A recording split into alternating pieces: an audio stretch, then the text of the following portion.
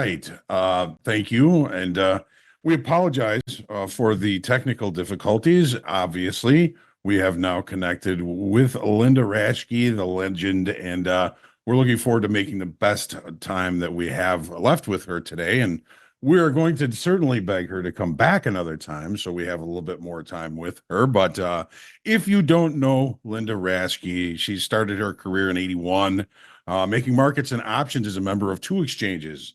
Those exchanges were the Pacific Coast Stock Exchange and the Philadelphia Stock Exchange, both sides of the country. She became a principal trader for several funds before starting her own fund, and that fund was ranked 17th out of 4,500 for best 5-year performance by Barclays Hedge. And her early successes were recognized by Jack Schwager in his renowned Market Wizard series. Linda is largely retired from the CTA and fund management, but still trades her own account. Linda stands out from the crowd for 3 factors: performance, longevity, and consistency. Linda, welcome. We're so happy to have you here. How you doing today? I took the time to sneak a shot of something into my Zip Fizz that I was drinking while you were having all those technical interruptions. So I'm doing just fine, thank you. Good, I'm joking, good. of course, of course. Well, again, it's wonderful Little to have stress you. eating with sweet potato chips, all the things that you're not supposed to do. So I'm fired up and ready to be, I'm refueled. All right. Quite the day too. You love it, like Murphy's Law, right? Right when there's maximum movement and volatility and range expansion, you're going to have technical issues. Of course. That's trading, right? To be expected. Yeah. Expect the unexpected. Well, I've been a fan, and all of us have been fans for many years. We've had some good conversations. We've actually did some meetups and did a lot of talking to traders. I've known your husband for years. Your daughter worked at Topstep, and we got Mick Hieronymo working with us now, who is somebody who worked with you and somebody who's very well known here. So you were featured in New Market Wizards, Jack Schwager. That's impressive. How do you feel, or what do you feel got you into that? I mean, you were a great trader, right? Sometimes it's just being, I don't know, in the right place at the right time. I was very active in the technical communities, and I actually had some disagreements with Jack. I called him out on because he was saying that, at the time it was accepted that you could only predict the markets with a longer duration in mind. And I said, hey, that's not at all true. And so I had some friends in the MTA and I was showing them my work and my performance. Performance speaks for everything. And basically my trading style at the time was in one day, out 1 or 2, 3 days later. So a little bit shorter duration there. And, I showed Jack my numbers and my performance. And at that time, I think I had been trading for 11 or 12 years anyway. So, it was pretty consistent, and I had done very well in the '80s, which were a completely different time. It was like the wild, wild west, in terms of option pricing, a new frontier where there was still a lot of arbitrage opportunity. Things were out of line, unlike nowadays where they are perfectly in line, Right. So there wasn't the opportunity to make money off the spread convergence or anything. It's a different type of game nowadays. So I don't really do options anymore. I stopped that long time ago, but I started trading the futures because for me, that's where you have the bang for the buck and the liquidity. And, over time I expanded on my models, and it was funny because I took a trip up to New York where I had this broker friend who had called me out of the blue, and I did not need to open up another account, but she was a very persistent woman. So in this business, as in with most business, persistence does pay. Just keep at it, keep at it. And she was one of those ladies, kept badgering me and badgering me to open up an account. So I finally did. And I went up there, and it was sort of funny.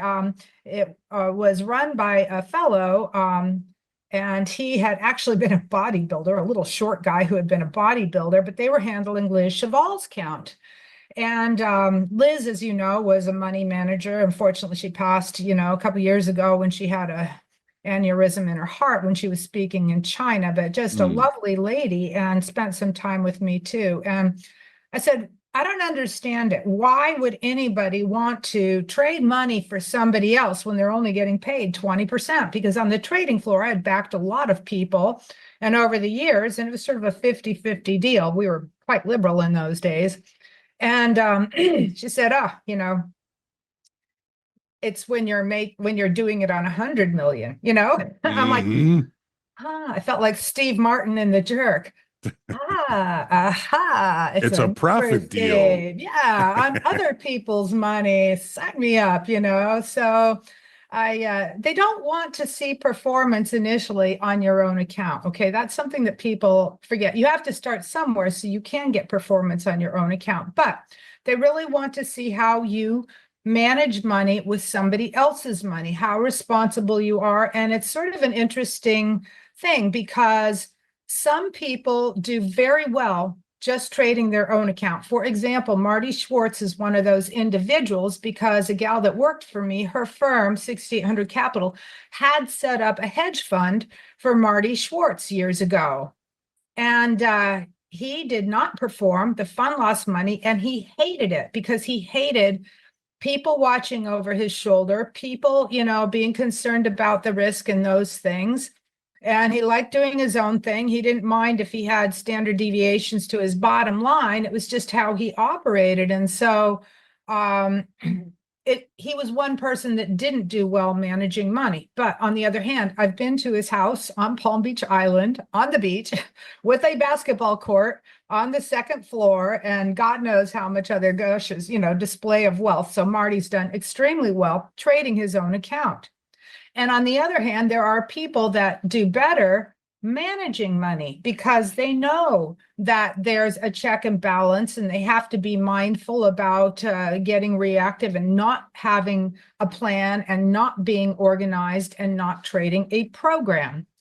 So I really liked trading a program. I liked the fact that there was models and structure. I knew that most of my clients ended up being fund of funds. All right. So those are people that have one large fund, and they pick a blend of 6 to 8 other traders, CTAs, funds, and they're non-correlated. And then they're mindful of the overall exposure in any one particular position. So, they were watching my stats unbelievably. This is later on. I mean, they always pay your due diligence, visits twice a year. And the guy walks into my office it was one of my clients, and he's like, now, I see that bonds were your best performing market last year, but why were you trading, the coffee here? And why did you hold that position for 6 weeks and it wasn't doing, in other words, I'm like, oh, I didn't know that, So, I mean, it's like they are watching eagle eyes, probably like you do a little bit with your format here, introducing people to the markets and having some type of structure and boundaries. And initially, when you are learning, that is what works best. Of course, I think it's very difficult these days to make money on a 100% systematic basis, especially if you're retail. Maybe if you're a trend fund and you have $500,000 under management and you're collecting management fees, and you can afford the inevitable 40-30% drawdowns, because they all have those types of drawdowns. But, this is a different game here. So, the point being that if you're a newer trader, you're not going to make a lot of money trading a mechanical system. But on the other hand, the more rule-based you can be, the better off your chance for continued success going forward. And then as you gain experience, then you can start to allow a little bit more discretion and a little bit more, flexibility there. But it takes a long time to build up that experience. And that's really one of the most important variables. I would say that that's what makes my success now. It's not because I have any big secret or indicator or technicals. I've pretty much put out absolutely everything that I do. Every indicator, my process routine is all out there for free on YouTube. And at the end of this, I'll just show you, allow me like 2 or 3 minutes. I'll show you, my homework from last night and what I do. So, it's developing that routine, finding something that works for you, and getting comfortable, putting on the trigger. It's really a patience game. I don't think people realize just how much patience is involved in stalking the market. And with that said, the more conscientious you are about eliminating all these distractions and all this noise and all this sensory stimulus around you, do not have the TV on. Do not go seeking multiple blogs. Be very, very careful about the one thing that you can control, which is your own environment. Okay, shut the door if you have dogs or kids. Make sure that your phone is in the other room. You need to be able to have zero distractions so that you can eventually get into that state of flow, which is the thing that I love about trading. It's not the profits or the money. It's like anything. If you're good at playing tennis, or you're good at a video game, or you're good at one particular skill set, you've gone through the learning curve, right? Step number 1, which is trial and error and hit your head against the cinder block wall a number of times. You start to find out what's working for you. Think of yourself as a human AI, constantly training your mind with the pattern recognition.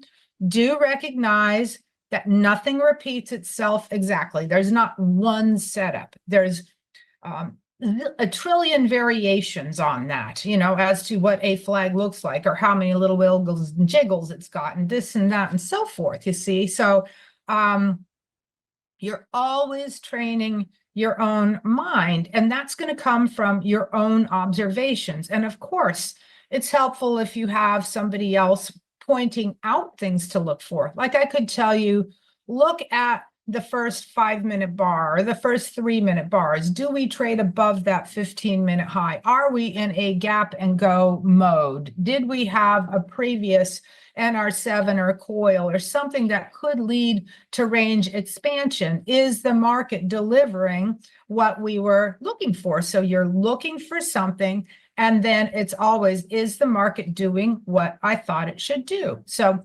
patience, then it's execution, and then it's all trade management. And most people don't really think long and hard about the process of risk. Your initial stop, at what point do you pull it up? Is it the type of market that you would scale out of? For example, today, we have an increase in volume, an increase in range, a serious breach of support levels. And if I would not say scale out. I would say stay with your core position. And if you want, continue to scalp in the direction of that trend. So we just had a nice little lunchtime consolidation where you could add to your short and then take that off if you want. And that effectively improves your basis or your initial cost point. Okay. So, but we don't get more than 2 or 3 superior trend days like today, even though we've had exceptional volatility for the past 4 weeks, right? I don't know. What did I say? Is that enough to digest right off the bat? It's fantastic. And one thing I can certainly agree is there's no 3 or 4 setups. And once you get the right answer, the market's going to change the questions. So there's nothing that happens exactly the same way twice, ever. Linda, you mentioned Wyckoff too. Pardon? That was said by Charles Wyckoff. Oh, okay. Everybody should study Wyckoff. All right. Well, that's a good, helpful hint there, right? Everybody should study Wyckoff. You mentioned showing us your homework from this morning. I think that would be really valuable for everybody to check out. Could we do that now, Linda? Absolutely. And this is, by the way, something that I have done literally for 40 years. The nice thing now is that I can automate a trade sheet off of TradeStation. Let me see, I had this all lined up for you. I'll get it back up again. So I used to do this one trade sheet out by hand, and then I would keep a notebook, and there'd be one page for each market, and on that page I would write down the closing price, the 2-period rate of change. I used to write down the high and low. I would write down, the pivot by which the 2-period rate of change would flip the next day. I had little notations for certain patterns. If there was a 3-bar breakout coil, which is really choice and sweet. And I would sometimes draw lines if we were going to be entering into a long seasonal period, green or red. I'd put a little thing if there was a full moon. Superstitious, right? I look at that too. It draws your consciousness to cycles. It doesn't, it's not like it's a magic indicator or anything like that. Sure. So this is the TradeStation sheet. And I just do this at home at night because it scans everything for me. So is that showing on your screen? Not just yet. Not yet. Let's see. Oh, maybe we're on Zoom. I need to hit the share button, don't I? Yes. I'm a blonde here. No. Okay, now you can see it, right? So I print this off every night just in case I overlook something. I used to send it out as a paying service like 20 years ago. I had a partnership with Steve Moore, and he would fax this out. And it really forces you to do your homework on a timely basis because it had to be out by a certain time of the day. So it was my own way of setting up mechanisms for myself to be accountable. This is, before I was a CTA and stuff, because I'm not a detailed, oriented, anal retentious person. That's my weakness, So I have to set up structures so that I can, do what I'm supposed to do. Stay accountable to it, right? Absolutely. So I had to get this out by Steve at a certain time of day, and I would fill in the lines on each of these. What is the play for the day? There may not have been a play for the day on one or two of them, but I always identify the choice play for the day. And I'll show you exactly how I do that then. And then I would take this and I would translate it to another sheet. Let me just see if I can pull that sheet up for you. Did you say Steve Lure? Steve Moore, MRCI. Oh, Moore. Okay. Yeah, more research. I'll show you that other sheet in a minute. But I just translate all that down to my worksheet during the day so that then I'd write down my positions. I'd write down if I wanted to exit or enter, different things like that. So this is just the initial middle part of the homework. And then this is what I used to do by hand. Okay, so if you can see this, I used to go and write down each of these data points by hand. And what you're seeing here, this is the S&P and this is the NASDAQ, and it's not going to make any sense to anybody just looking right off the bat. But then I'll show you how I can make sense of it. And it'll be hopefully like a little light bulb jumping off. And where's my monitor here?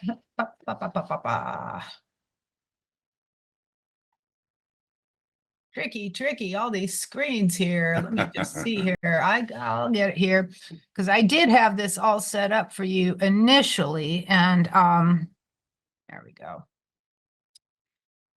And get this back up. So I'll go through each market one by one. Here are the S&Ps, so everybody can relate to that. And these are the daily charts. Yes, I always do my work off of the daily candles. All right, always. It's always been that way. I don't use candles on intraday charting unless I want to look at a 240 minute to see where the quote hole is, and I'll show you what that looks like. So I'll beware of the weeklies because sometimes you have this nice weekly pullback in an uptrending channel. There's the possibility that this could turn into a lower high, but I don't think about that. I'm not playing for that. It's just in the back of my mind, you know, and we really have to see where this daily here is going to want to go. So now, mind you, CQG does not account for the holiday. My trade station will make a bar for the holiday. CQG merges this bar right here into the holiday as well. So that's, Right. we did gap down and Does then, that mess you up yeah. at all because Fuck yeah. it's, yeah. Yeah, I hate it, you know, I hate it. I do It too. pisses I me do off. too. You know, I've called CQG on it a billion times, and it's like they're like, well, this is the way we do things, and this is how the Because yesterday exchange does wasn't a it, and settlement stuff day. like that. Yeah, I know. You know, but the trade station does it. So I'll look at the trade station too. Sometimes I'll even like be really, really careful how I trade on the day following a trading day. So it's like, yeah. So what I'll show you here is something that is an interesting pattern. There's several things that I look for, and then I'll show you one or two choice things that set up today. I really do my analysis on this higher time frame. I have to do it on the daily chart. So I've done this for years and years and years. What the heck? I accidentally hit the Spotify Hey, button. let's play some Who. Yeah. Usually it's like chill out music, please. Let's calm the nerves down. So, you know, it still works though here. So what you see here is on this torrid rally to the upside, we had what is called persistency of trend. That's a pattern. I do it a lot. I did a lot of modeling. It's not a mechanical system per se, although you could trade these things as a mechanical system, but you'll also see that with mechanical systems, they do have larger drawdowns than you might expect, but they'll always have a positive expectation at the end of the year. So this particular one is just if you have 7 days right here that close above this 5 SMA, it suggests that you're going to continue on for at least 7 days more. All right. So the computer, I'll always say the computer would have gone long here and it would have exited somewhere up here, you know, not very earth shattering. But you can see that here on the right side, the column, all these green bars are an extended run to the upside. And then the first close below is a super high probability buy pattern. Okay, so that's the 5 SMA buy that would have been right here. I'll always express it in terms of the computer bought on the close and exited on the close the next day. So that's how we do our modeling. And that serves as a thing for us to trade around. Now, something very important about my approach to the markets, it's very much a Bayesian approach. I take 1 day at a time, and that day brings new information. So I don't try to look out too far. I don't try to look out, oh, and if we take out this high, we can go to here, and if blah, blah, blah, and oh, and if this turns down on the weeklies, we can go down here. I refrain from doing that because it takes away all my flexibility. And my belief is very much influenced by the Taylor trading technique, George Douglas Taylor, who wrote a book, couple decades ago, before there were computers. He was originally a trader in the grains pit. And he's a little bit awkward to understand the gist of what he's saying because he's not a good author, but he's trying to describe his process of looking for the trend for the day. And that would be if it's a buying day. In other words, if you just had 2 days high to low and it's not a downtrending market, you'd have a nice buy day setup. Sometimes in a strong trend, if you're into that, what do they call it? Price action analysis or something like that, you know, and you've had multiple green bars up and you get that first red bar down, you would be looking for a buy in a strong trend. Here we had, this is not a strong trend at this point on the S&Ps, and you had up 1 day, up 2 days, 2 days, low to high, forget the holiday, and it sets up a sell short day. And I use this 2-period rate of change, which is something I've logged for years and years and years and years. And the reason it's a 2-period rate of change is because the signal to noise ratio is superior to a 1-period rate of change. And it does, more so than any of the other rates of change, 5, 10, whatever. There is a modicum of a statistical edge, not much, but there is a modicum of statistical edge. And when you overlay that with some pattern recognition, all right, it's a very, very powerful symbol for me. Okay, our brain functions in terms of symbols, is really, how we work, not so much the words, or the words want to describe a symbol. So that's why if I said pinball by, okay, pinball would represent a certain pattern and I'd know exactly what that meant and so forth. So I could see, like, right here, where this has a dark 29 there, that's an RSI of more something. bold.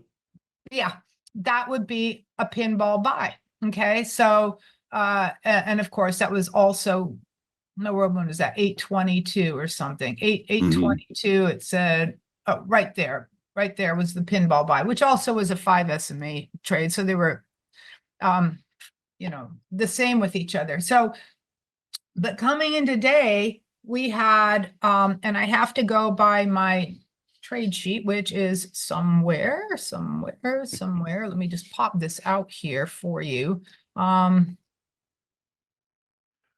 Linda, I've been doing this for a long time, and there's always more to learn. And you just kind of so you're so knowledgeable about all these things that you've worked so hard on. I feel like I'm like behind the weeds in this, and I mean, there's so much to know. No, it's actually not to downplay it, but it's very simple. I can teach everything that's 90% of importance in 3 hours. I could. And then the real learning is going to come from you doing it day after Experience. day after day. So Mhm. my trade sheet right up here, you see this little NR7, and these on the Dow and the NQ and the Russell are 3-bar triangles, as I call them, where the high is below the 2 days high and the low is above the 2 days low. And if I said, look for these 3-bar triangles at the top or bottom of a move, and you did that for a sample size of 20 times, that's where the learning comes in. It doesn't come in from listening to me. It doesn't come in from watching my YouTube videos. It doesn't come in from taking courses. No, don't do the courses. This is so simple. It really is. And if you think in terms of what is the play for the day, that's what we want to do. We want to capture the trend for the day. Is it going to be a high to low day, or is it going to be a low to high day? And if we've just had a range expansion day, most likely it's going to rotate and form some early morning testing. An early morning rally would be a short. If there's an early morning sell-off, it's way oversold and it would be a buy, you see, but not for a long holding time, just for a trade. The difficulty is, not to make it sound so simple, is that sometimes these plays happen overnight and we can't trade 24 hours. I use the start time of the day as the Asian session, and sometimes the moves start unfolding in Asia. If I had a short day on my trade sheet and I come in and we sold off on Asia session and we sold off on Europe session, we can still sell off on the US morning session, but you're not going to sell off into the US close. Okay, so that will end that trend. If I come in and we had short, short Asia, short Europe, and now we're gapping way down, there's actually what Taylor would say, sell short day, but lows made first. In other words, because we're so far down, there could be a play to the long side into that gap area. And then I can short that lower high. See, so it might sound confusing with the semantics, but every day has a very specific play. And I bet you I could teach everybody, and if they practiced and practiced and practiced, you'd be able to get it right 75% of the time, with experience 85% of the time. If Would you're you? just starting out, if you're just starting out 58% of the time, you see, Right. but 90% of the people do not do the work, and it's sort of a product of the society that we're in, where there's so much information that we are expected to digest on such an immediate basis. And you can't rush. You have to have patience and breathe, and don't expect to pick everything up so quickly. And I feel like that's the culture around us that was not there 40 years ago when I was trading, No. And I think people, as long as they are aware of that. Now, let me show you something else that's kind of cool. If I just go down to, for example, gold. Okay, I'll take this gold because it's funny. Every Sunday morning, I look at the commitment of traders reports. I don't use it to trade. Right. I don't, but it's there in the background. I want to know if there's some gross imbalance in the market. I'm not trying to ever make a trade based off of Based that. on that. Right. I just want aware of it. So I'll show you two more examples. So gold, for example, it's at the top of the trend line. Everybody, I've never heard of one bear in gold. For the last, century, I've never heard of a bear in gold. And it's true. All the funds are long gold, the CTAs, the traders. I've been trading gold to the long side. What the hell, Sure. But I stopped trading it to the long side a week ago. But here's our chart of the gold. And let me just get this up here. So I've got a tab up here for each market. You can see I've got my gold, my silver, my copper, my, what is this? Crude, and each night, maybe if I see something, I'll make some notations. Like this was the crude, this big triangle that we've been forming with the swings. I'm very big on the swing structure. So that's really price, swing highs, swing lows. I don't do Fibonacci, Gann, any of that kind of nonsense and stuff. Okay. Work for me. And I can quantify all this too. That's what's really important. You can't quantify Fibonacci. Paul Tudor Jones tried, I could never come up with anything. So I have to be able to quantify it because I, like anybody else, will be prone to cognitive biases. Okay. And if you don't think that you're not prone to cognitive biases, that's a cognitive bias as well. There it is. Get it? Okay. None of us are invincible. No. But this was a pretty cool example with the gold. If I go back here and I see on my homework sheet, see how we don't have any here's your big extended run to the upside. That's a markup period, a little correction. And then we start to go green, red, the shortening of the swings. And what that shortening of the swings shows, and you can also see here were our momentum highs. So this is the reading on the 2-period rate of change, plus 60, plus 48. These are very strong momentum readings for the gold, and it leads to some continuation. And then we're here plus 33, plus 11. And what you see, this green line here is that 2-period rate of change. So you see the loss of momentum. I tend to process things more by the numbers and the data. Everybody processes things differently. Some people process things visually. Some people process things verbally and with words. And I'm a numbers person, and so I always like processing things with the numbers. So we had this little shortening here, and so I just looked for further, clues, and you can see this. This is a 240-minute chart.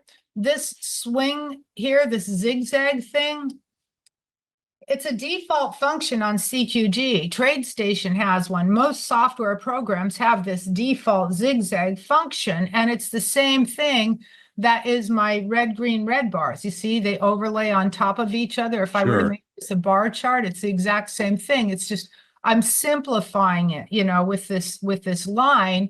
And you can also do the same thing just looking at a line chart. So if I take that this zigzag function off here, you see, I mean, it gives enough of a feel, right? It's all about training our eye to see this. So we have a coil up here, a coil.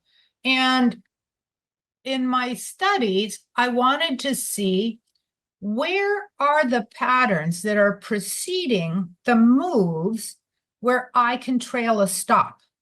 Because 80% of the time our signals, when we can see them between the noise, which is tricky, don't necessarily lead to a reason to trail a stop. They're better to play for a target or exit into Europe close or hold till the end of the day.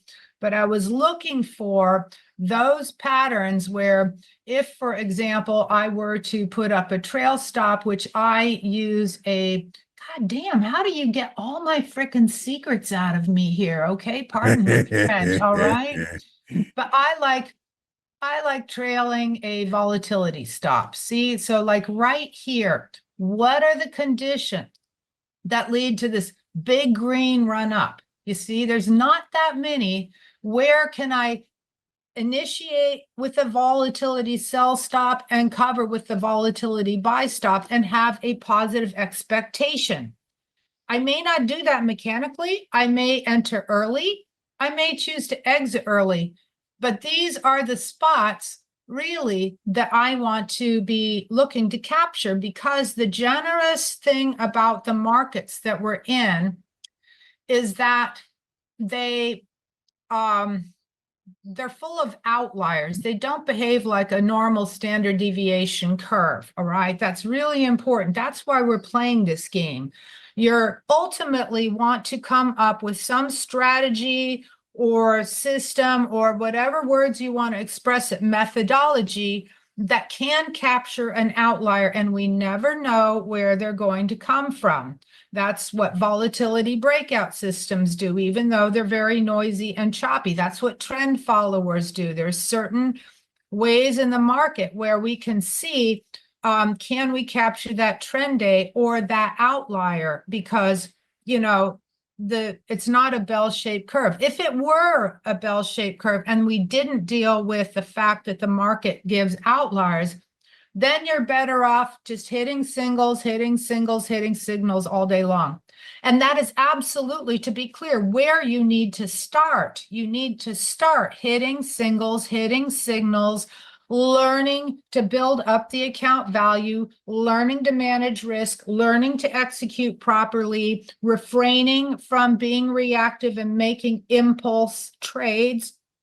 So you have to start off that way. If you have one particular pattern or play that works for you, do that and do that and do that. And don't try and be a jack of all trades. But now, as you've gained experience under your belt and you want to broaden your horizons and you're on your way to managing money, maybe it'll be managing your own money because you've built up your own account so much by now, right? But you have to think of that. You are your own best client. If I were presenting my program, what I'm going to sell to somebody else, okay, I do this type of trading. I do short-term discretionary with an average holding time of 2 to 3 days based on pattern recognition and momentum functions. Voila. That's what I specialize in. That's what I'm selling. You stick to that program and that's what you do. And you do that for your own account and you are your own best client. And you are not going to be able to do that if you allow too many distractions, too much stimulus. You start to think the grass is greener on the other side of the fence, and you keep on trying a zillion different things. And the learning curve is we all try different indicators. Is market profile going to work for us? Is point and figure, et cetera, et cetera. And then we settle on one thing, eliminate all the other stuff, and then you've arrived. Wow. Fantastic. Oh, you know what? I got to show you one more thing. I was going to show you one more thing. Ah, I knew there was something else. No, no, no, no, no. I do have some positions on, and this is very rare. I put a position on maybe once a quarter at most, you know. So the way I go about the markets is with the S&Ps, short-term day trading. I try to make 2 or 3 trades a day. If I can capture a trend day like today, that's the gravy train. But I leave those for scalping and fun and killing time while I'm managing my other things that are with this 2-period rate of change. And then maybe once a quarter, maybe just 3 times a year, a market will set up structure where there's basis for a position trade. So I put on a long trade in all these grains.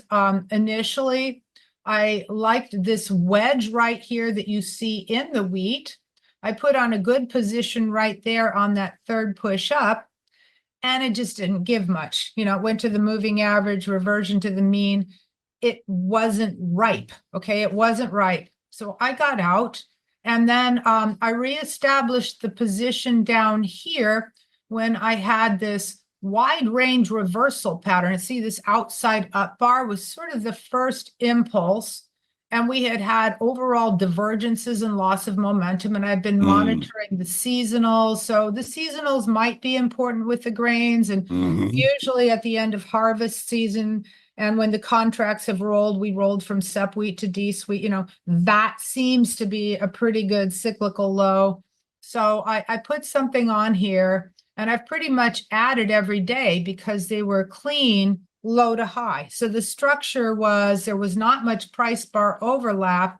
This represented urgency to me, and especially when we came back up above that previous low. Okay. So this morning, to treat that, I thought, okay, I'm going to be talking, you know, I'm going to be distracted all day. And I took off half of my positions right after we started coming down in the wheat, the corn, the beans, all of them. I exited half of them.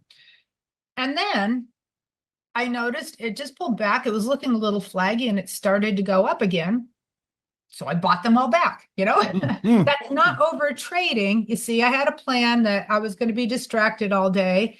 And I thought, well, this might be a spot to take profits. But when you have this type of structure, what we've got here is a very rare weekly pattern and cycle behind us. And the weeklies are where the extended runs come from. So now we've had 4 closes above this 5 SMA. We'll see if we get 5 closes above. And then if I just go down to the beans and the wheat, this is a little bit different. Same thing. I've been looking at these because you've got this cyclical low, and they were just like grossly oversold. And I have another pattern. Sometimes it leads to a little, sometimes it leads to a lot. And that is if we have this close below the Keltner channels like this, I'll initiate on a buy above the bar that had the close above Keltner channel, right? All right. Sometimes works on hourly charts, sometimes works on 5-minute charts. Guys, I know all the tricks. So yeah, we had that lovely reversal right here. So I just put on a partial, and then we put in this higher low. Now for me, structure is really important. I'm a classic technician, and in order to change a trend from down to up, want to get far, all you need to do is study classical technical analysis, gang. We've got 1 higher low, 2 higher low, sort of, you can see this ABC type of feeling there. This is a 40-minute chart. You know, we're loose with our terms. Wyckoff. Yeah, you know, this was even before Wyckoff. This was Dow talked about having 2 higher lows, you know, and then taking out that high. So at that point, once you have this second higher low, an aggressive trader will establish a position. A conservative trader will wait for the upside breakout. The conservative trader sacrifices trade location in exchange for more certainty and therefore should eventually end up with a higher win-loss ratio. Everything is a trade-off in these markets. There's not a right or wrong way. It's what's going to work for you. I like looking for these two higher lows, and you can play the time frame justification if you want. I find that if I look at a 240-minute chart or even a 120-minute chart, it eliminates a lot of noise. If I looked at a 5 or 15-minute chart, I just see nothing but noise, unless it's the first 2 hours of the day where you have heavy volume in the markets. So this is showing impulse to the upside. Another little trick that I do, I'll just show you my last trick here. Put it here. I usually try and mark off where the single prints are. Okay, so if you're a market profile type of person, you'll see this is where single prints would have been, that need to be repaired. It's all a game of semantics, really. There's nothing new. It's just a game of semantics. So this here would have been single prints that got repaired. You see, they're areas of impulse. So now all of this has been repaired and then some. So I always go off and I mark those off as well. And so that was really important that we did knife through that previous, I call it a hole or a cave fill. I have a friend who used to call it a cave fill. He's no longer here, but I adopted that terminology that it's a cave fill. Yeah, so we'll see. This is a little bit of a climax bar. I imagine that because we're back in this sort of previous range here, you can see this little bit of a home sweet home. And if you don't have market profile, I don't use market profile. All I do is draw a horizontal line through the middle of a previous trading range, and you've got a previous value area or point of control, right? Sure. Don't need all that if you don't like it. So, and then this on the weeklies really did not have any stellar pattern. This is a weekly continuation chart, which is dangerous in the grains, the way that you calculate it. But the trade of the year was really this ABC on the weeklies. So anytime we have that weekly behind us, you are apt to get what I like to look for as the extended run. See the multiple, this type of thing where you have all those closes below that 5 SMA. That's because your weekly technicals are a driver. If you look at an 5-minute chart and it looks like it has a bi-divergence that kind of just goes for 2 to 3 bars and then rolls over and down again, it's because you have a higher time frame that's swamping that. So just be aware of that. It's you can use 5 minutes to trigger if you want, but if it's not catching, it's because there is a higher time frame. And then lastly, this is actually my corn chart, which I thought was particularly cool because nobody cares about corn. And I always joke with people, all right? This is just to help people keep an open mind. Corn is very easy to trade. It's a well-behaved market in general. It's slow moving.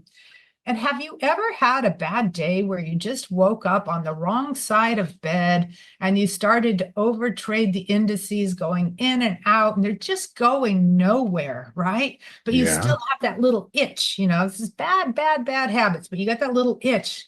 And I tell people, all you got to do is trade one corn contract, because you're still going to lose money, but maybe you'll lose a fraction of the amount that you'll lose trading the S&Ps, and it'll satisfy that itch, And I do remember 3 times in my trading career, I calculate out the average dollar range of the individual market for my position sizing. Okay, so for example, there was a period in the past where the average dollar range for the S&Ps was like $800. It was a period of more contracted volatility. I think it was like in the early 2000 or something like that. And And corn, the average dollar range was like $2,000. It was Yeah. crazy, you know, just like when we saw during the Ukraine initial war there, and wheat was going crazy, the average dollar range.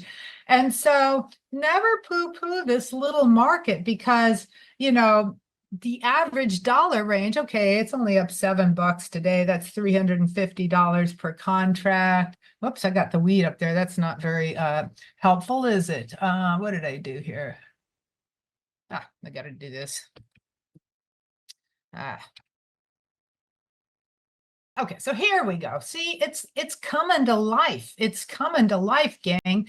And this here, I thought this was just a beautiful little wedge on these daily charts that I've been monitoring.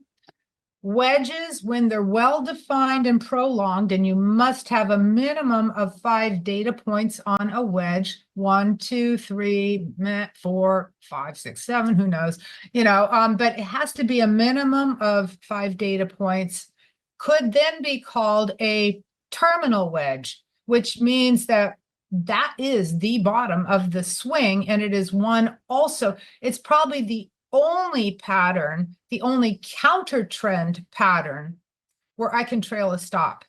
Okay. Until that trend has really reversed, like that soybeans, you know, making that higher low and that higher low, and then taking out that high. Okay. So that's a trend reversal. This is the only counter trend trade based off of that. And you can see we've got the weeklies behind us, even though this is a continuation chart. Even these little sucky weeklies had a little bi-divergence down there. And you can see the real momentum here on this 2-period rate of change was to the downside, right? And I really try not to, when we're in this trail stop mode, I really try not to say, where can the market go? But we're always tempted to do that, right? And I'm a levels person. I mean, this is what I do. I believe in horizontal lines. Mark off the previous box areas, draw a line to the middle of it. That's your point of control or value area, whether it stays there for 1 day or 20 many days, and we start to rotate around here, you know. So I love, as a last parting thought, the one book I mentioned was Arthur Scleroux, Techniques of a Taylor trading technique. That's it. Tailored trading technique. If you can wade through it, more power to you. I've threatened for years to rewrite the damn thing because he's such a lousy author. You'll notice all about his tape reading skills and the price action around the previous highs and lows. All the advice he gives in that book is so similar to the advice given in that Reminiscences of a Stock Market Operator, which was based on a fictional character who was Jesse Livermore. It's not an autobiography of Jesse Livermore. People do have to understand that. But of course, it was kind of influenced by him. And so much sound advice there about using your own judgment. Very important. Building up your own confidence, which you can only do by using your own judgment, coming to rely on yourself. So I know that you guys are swamped with input from a lot of different speakers. You're in a great position of getting to see all these different styles out there, and even get feedback from during the day. And you even have trading coaches. If you start to go on tilt or get a little bit over anxious, you know, which is easy to do with all the sensory data input, you know, and I don't meditate, but you know, there's lots of things that we can do just to settle ourselves down and chill out, and very important. So you're in a wonderful position, but in the long run, your goal is to make it as a professional trader. And you need to find the one thing that works for you. You need to do your own research and find something that you can repeat over and over with consistency. So easy, right? just fantastic. You know, I Mhm. mean, it's been so nice having you here. I love that you're trading grains. You can see this is my dad was on the board floor for 40 years, so he was a grain Wait, what trader. was the name of your dad? Richard Hoagland, RHH was his badge. Okay, and what pit was he in? Well, he was the hedge manager for Alston Purina, and Okay. he didn't spend a lot of time in the pits, but he was always in the markets. He just had a lot of friends who were brokers, and he would just give them orders and uh and if you traded S&Ps in the 90s and the 2000s, any of the good fills that you got were mine. Those were me. Well, I have to tell you a funny story. First of all, Mick's father was in the pits, Yes. in the grains. That's why Yes. Mick is as the best floor, perspective, always very Absolutely. important, even though we'll never see that environment again. And Mick's father used to execute a lot of my orders. And when I very first started doing the S&Ps, I had accounts through what was then Rand Financial. Okay. No, it was actually a different name before that, Gerald.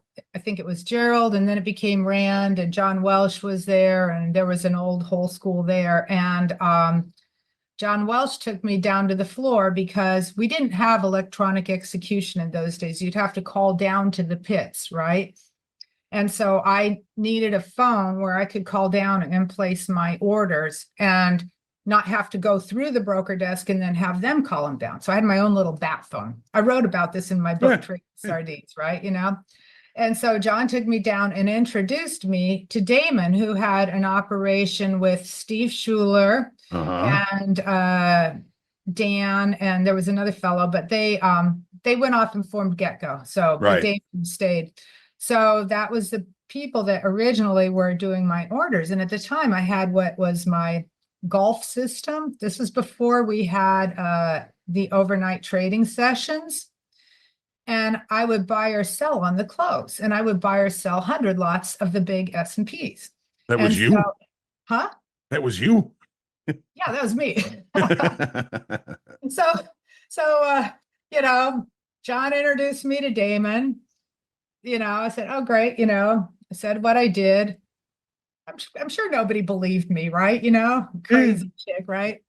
Sure enough, next day I'm calling down. I want to buy 100 S&Ps on the close, give me your best price. Cause it was a little bit herky jerky in the first 1 or 2 minutes there. Sure. And that's what I did. I did that for 7 years until we hit that Asian crisis. You know how they say, when you find the key, they change the lock. I called it my golf system because I could just put on the trade, put out the target and the stop, and go play golf all day, right? And I was going to retire off this. And but then we had that Asian crisis, and there was a huge dislocation in the markets overnight. And it was like a sort of an outlier event. And I'm like, this is not going to be a good thing to do anymore. And so I changed that. But ultimately, Damon executed my orders for the next decade. And then, I got set up with their trading platform, the Photon platform that Mick's familiar with. And after about 12 or 14 years of the longest business relationship ever, he's now my husband. So well, yeah, I've known Damon for a long time, and it's been actually a wonderful pleasure to have you here. I don't want to take up much more of your time. You've been so generous with us already, but would you mind coming back like tomorrow or next week or next a month single or week and tell you how to trade off the opening price, something like that. Okay, here's my trade sheet. Go have fun. and But then you wouldn't learn, would you? Huh? right? Yeah, we just have you do it all, right? Yeah, there you go. Anyway, and my pleasure, and I'm happy to do something for you. My daughter worked for you guys for what, 2 years, and then Mick, who used to be my assistant before I decided to retire from my fund, went and worked for you. And I'll tell you, he just catches on faster than anybody than I know. And you know, he's got the full array of experience, you know. When he first came to me, he was working the night desk in the grains with Mm, watching spreads and spread trading. So he's done it all. we love Mick. He's a great guy, and thanks for sending him our way, right? Yes. Absolutely. And your daughter Erica, I mentioned to you before. She's got a very special place in my heart. She actually probably saved my life. I was in the I'll office pass talking. that on to her that you still remember that time. Oh, for years I sent her a thank you on that day for my Oh, second birthday. oh my gosh. So Okay. she was I mean, I didn't realize it. Nobody probably would have realized that she did, but I was having a stroke and she called it out and I was fine. I mean, I was talking, nothing was really wrong. So they sent me to the doctor's office, which was in the building, and he said, yeah, there's definitely something wrong. And, obviously I was blessed and I've come back, hopefully 100%. But yeah, Erica is a wonderful, wonderful young lady. Damon, great guy. Linda, can't say enough about you. And please come back and join us soon. Happy to. All righty. Have a good rest of the day. Thank you. Thank you again, Linda.